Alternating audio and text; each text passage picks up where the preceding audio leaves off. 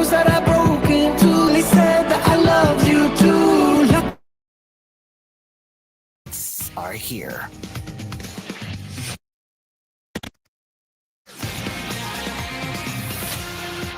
You're listening to Cool FM.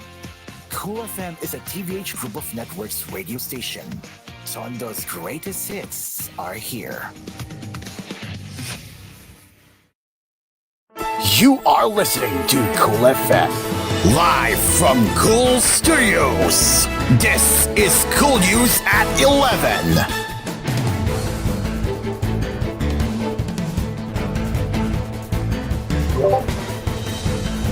Good morning, and welcome to Cool News at 11. Let's start with the top headlines for today. The Department of Foreign Affairs on Sunday said the Philippines and China have reached an understanding on the temporary arrangement for the rotation and resupply raw emissions of daily necessities to the BRB Mare in Ayukin Secretable Show. The DFA, however, did not elaborate on the specifics of the supposed deal. BRB Sierra Mare, a deliberated Navy ship deliberately grounded on the show in 1999, is home to the small contingent of Filipino troops and serves as an outpost securing the country's claims in the West Philippine Sea. Both sides continue to recognize the need to de-escalate the situation in the South China Sea and manage differences through dialogue and consultation, and agreed that the agreement will not prejudice each other's positions in the South China Sea, the DFA said in the statement. The agreement was reached after a series of consultations following the frank and constructive discussions between the two countries during the 9th bilateral consultation mechanism on the South China Sea in Manila on July 2, the DFA added. The department earlier disclosed that Foreign Secretary Major Teresa Lazaro represented the country during the meeting with Chinese Vice Foreign Minister Zhang Xiaodong. In her comments, Undersecretary Lazaro underscored her counterpart that the Philippines will be relentless in protecting its interests and upholding its sovereignty, sovereign rights, and jurisdiction in the West Philippine Sea, it said. Now, here is the most talked about earlier, starting off with Joe Biden, as he has rejoined from his re-election bid against Donald Trump. The announcement Sunday throws turmoil into the presidential election. Biden's decision comes on the heels of a poor debate performance that prompted many rank-and-file lawmakers to urge him to withdraw from the race. The president said he will address the American people later this week in more detail about my decision. The announcement came following mounting calls from Democratic lawyers to step aside.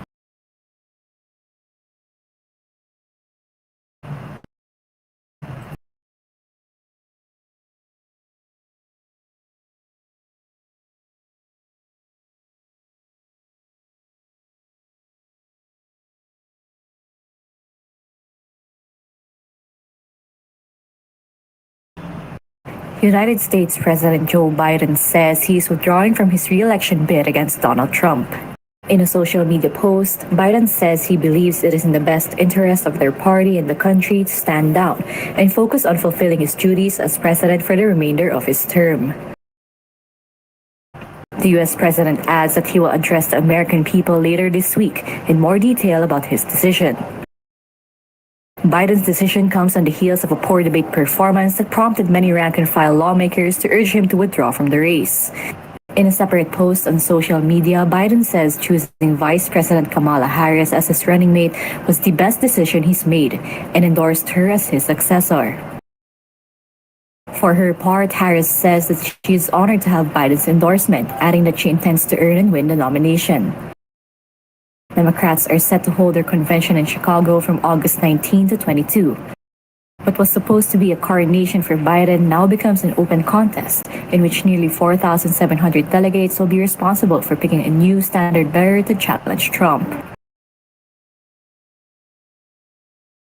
The Coast Guards of the Philippines and Vietnam are in talks, holding their first joint exercises in August as the two Southeast Asian nations explore ways to settle their overlapping claims while grappling with China's increasingly aggressive actions in the South China Sea. A 2,400-ton vessel of the Vietnam Coast Guard will be in Manila for a goodwill visit from August 5 to 9 amid a series of engagements with their Philippine counterparts, a diplomatic source told the Inquirer, who spoke on condition of anonymity because of a lack of authorities to speak to the press. Part of the visit is the proposed holding of a joint exercise on search and rescue and fire and explosion prevention that will be finalized during the Vietnamese Coast Guard's visit, the source added. The planned exercises follow the two memoranda of understanding covering incident prevention in the South China Sea and maritime cooperation among Coast Guards signed during the state visit of President Ferdinand Marcos Jr. to Vietnam in January. Defense officials from the Philippines and Vietnam will hold regular meetings in Manila this week to discuss closer defense cooperation. Both the Philippines and Vietnam are among the claimants in the South China Sea, along with Brunei, Malaysia, and Taiwan. China, however, claims nearly the entire strategic waterway. Both Manila and Hanoi have endorsed incidents with Beijing in the South China Sea. A 2060 ruling by an Operation Tribunal in the Hakyu rejected China's expansive claims in the South China Sea, but Beijing refuses to acknowledge the decision. Now, as SONA 2024 draws closer in just few hours, former President Rodrigo Duterte will not attend the third State of the Nation address of President Ferdinand Marcos Jr. Senator Bongo confirmed this information on Monday, hours before Duterte's successor delivered his SONA at the Batasan Pampanga in Quezon City.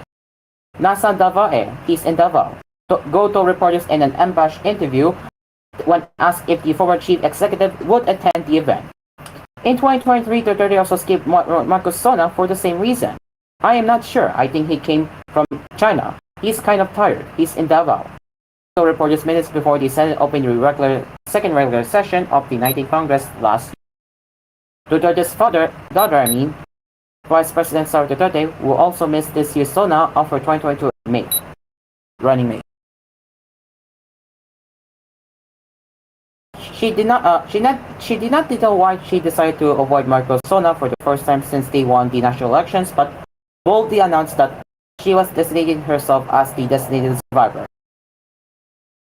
The Philippine National Police in the Calabarzon region has been placed under full alert to maintain peace and order during the State of the Nation address SONA today of President Ferdinand Marcos Jr.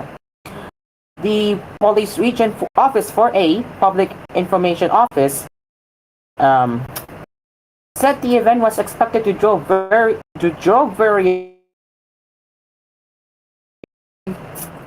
sectors who would conduct simultaneous protest actions nationwide.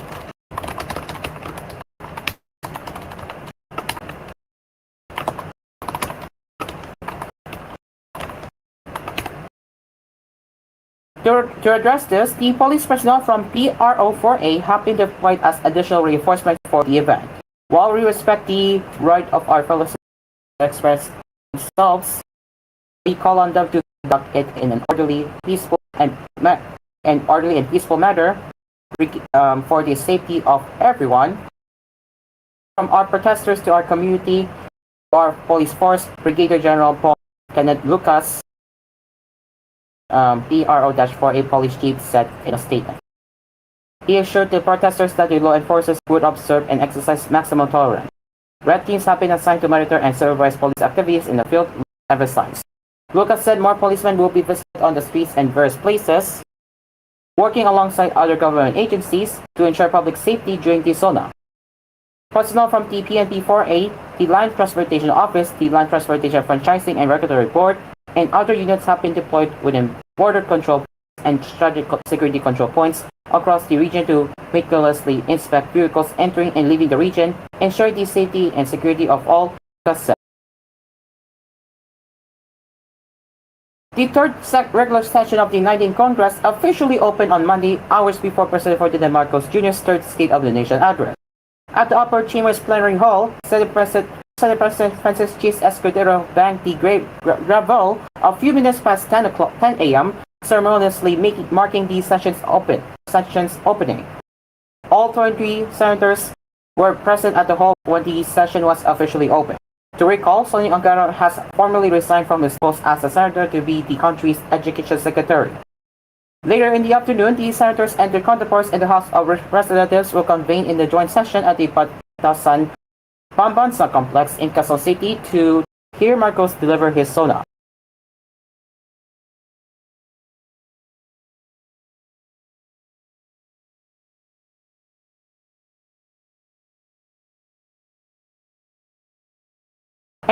And Speaker for today, Martin Romualdez, assured the public that politics won't affect legislative work at the House of Representatives.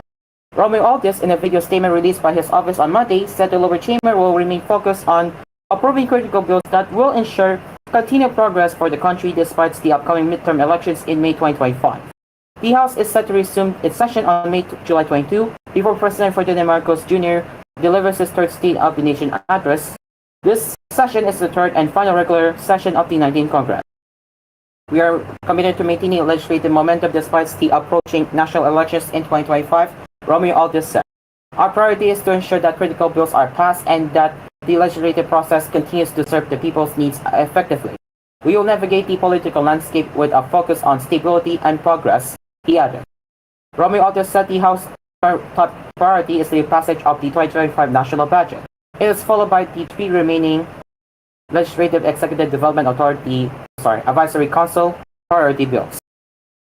On part of the House of Representatives, the passage of the 2025 6.352 trillion pesos national budget before the October break is our top priority, he said. Regarding LEDAC, the House already approved 25 out of 28 measures.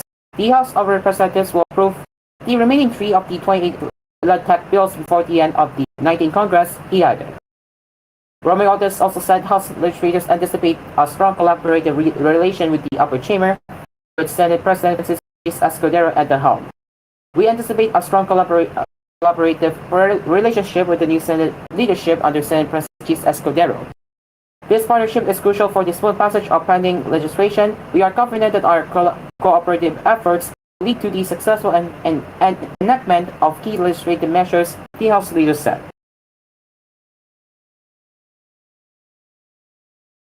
All right, it is now 12 minutes past 11, and if you look at the Congress feed right now, as you can see, they are already preparing for the regular Congress session, as they have opened it earlier, and we can expect more what its upcoming SONA later. With that, koolNews at 11 will return after these messages. We will be right back.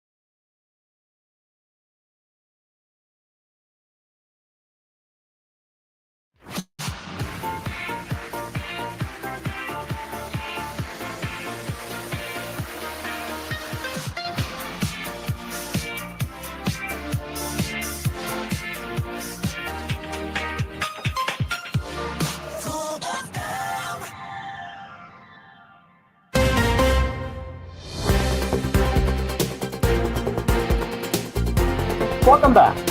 As we continue into the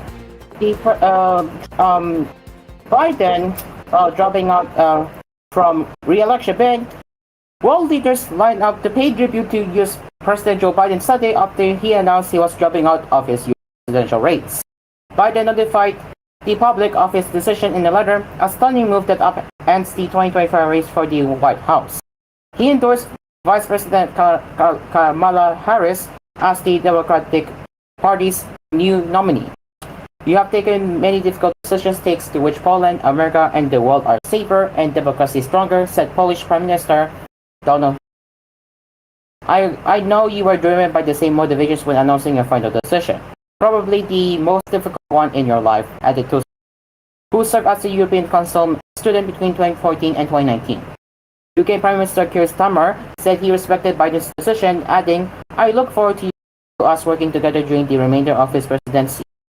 I know that, as he has done throughout his remarkable career, he will have made his decision based on what he believes is best for the American people," he wrote on X, formerly Twitter.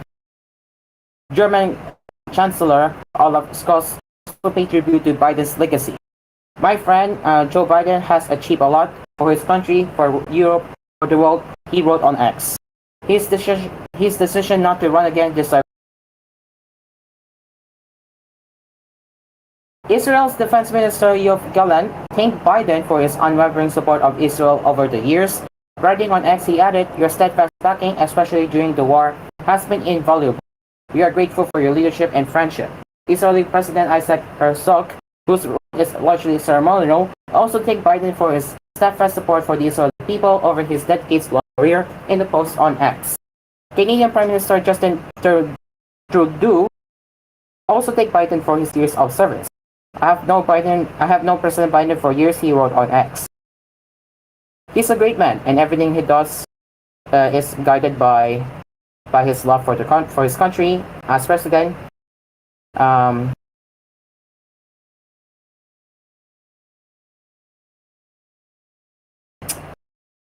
Am I missing something? Okay. Yeah, okay. As a president, he is a partner to the Canadians and a true friend. To President Biden and the First Lady, thank you. Australian Prime Minister Anthony Albanese wrote on X, "Thank you for your leadership and ongoing service, President Biden. The Australia-US alliance has never been stronger with our shared commitment to democratic values, international security, economic prosperity, and climate action for this and future generations." Former President Barack Obama, with whom Biden served 2 terms as Vice President, praised his record in office. Internationally, he restored America's standing in the world, revitalized NATO, and mobilized the world to stand up against Russian aggression in Ukraine, he said. While he had every right to run for re-election, Biden's decision to drop out of the race was a testament to his love of country, Obama added. The Kremlin said it was monitoring developments. The election is still 4 months away, and it's a long time, during which a lot can change. We need to pay attention to what would happen and go about our business, Kremlin spokesman delivering press scope to the Live.ru news outlet. Even as world leaders paid tribute to his performance on the world stage, leading Republicans were insisting he was unfit to remain president. "If Joe Biden is not fit to run for president, he is not fit to serve as president," said a statement from House Speaker Mike Johnson, the top Republican in Congress. "We must resign the office immediately.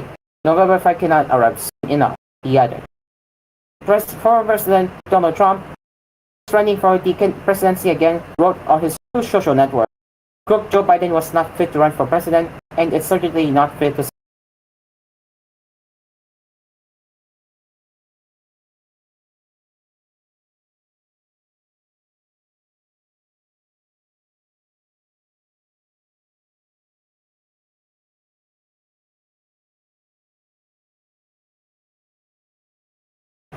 Now what?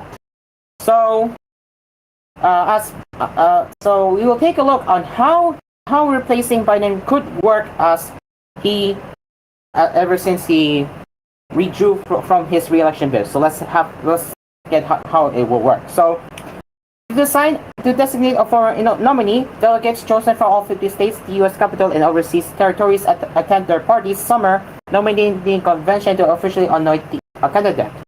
Biden overwhelmingly won the primary votes, and the party's roughly 3,900 delegates heading to the convention, scheduled to begin August 19 in Chicago, are pledged to back him. Party leaders had previously planned to formally nominate Biden via a virtual roll call ahead of the convention due to potential legal issues regarding Ohio. With Biden exiting, it is unclear if or when that early meeting will occur, but naming his replacement will ultimately fall to delegates. Our delegates are prepared to take seriously their responsibility in swiftly delivering a candidate to the American people, Harrison said, adding that the progress will be governed by established rules and procedures of the party. The last-minute change could bring U.S. politics back to the old days when party politics pick a nominee deal-making, its filled backrooms and endless rounds of voting. So who is going to step in? Well, immediately after Biden's disastrous performance against Trump in the June 27 debate, which supercharged the concerns over his age and ability to beat the Republican at the polls, Democrats had circled their wagons around the president at least when speaking on the record. All of that dissolved as time went on, with increasingly senior party leaders publicly questioning the viability of the incumbent's candidacy. A natural, but not automatic, pick to take Biden's place would be Vice President Kamala Harris. Biden quickly endorsed Sunday, and who vowed to pick up the baton. With this selfless and patriotic act, President Biden is doing what he has done throughout his life of service, putting the American people and our country above everything else, she said in the statement. I am honored to have the President's endorsement, and my intention is to earn and win this nomination. I will do everything in my power to unite the Democratic Party and unite our nation to defeat Donald Trump. Former President Bill Clinton and ex-Secretary of State Hillary Clinton also drew support behind Harris. Sent in to put out the fire after Biden's lackluster performance at the debate, the 59-year-old conceded Biden had been slow to start against Trump, but had finished strong.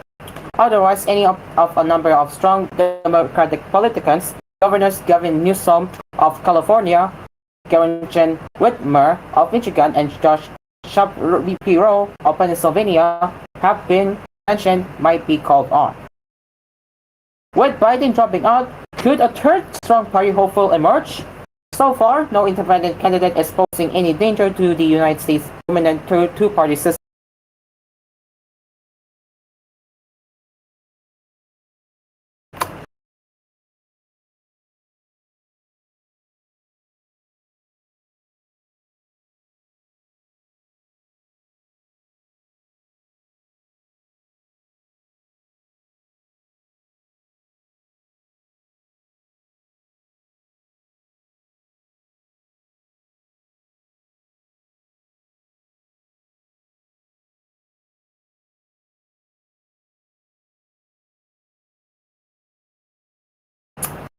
And now back to SONA coverage as the Armed Forces of the Philippines hope President Ferdinand R. Marcos Jr. would mention efforts to bolster national security and defense efforts in his third State of the Nation after SONA on Monday.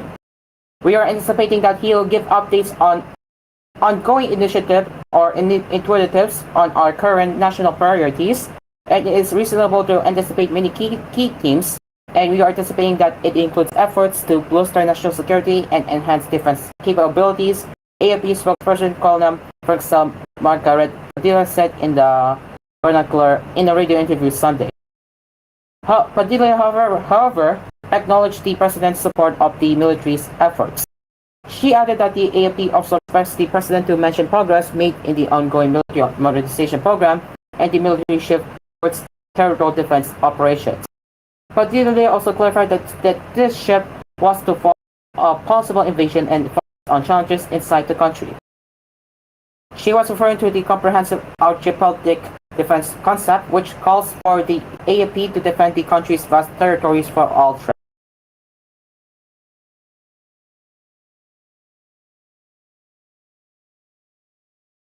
We will be continuing our headlines later with koolNews at noon with DJ Steven regarding the continued development of pre-SONA coverage, as we will be back later at 12 noon. Until then, you can get in touch with us via email at th.philippines.news@gmail.com. With that, I am Cairo. Good morning.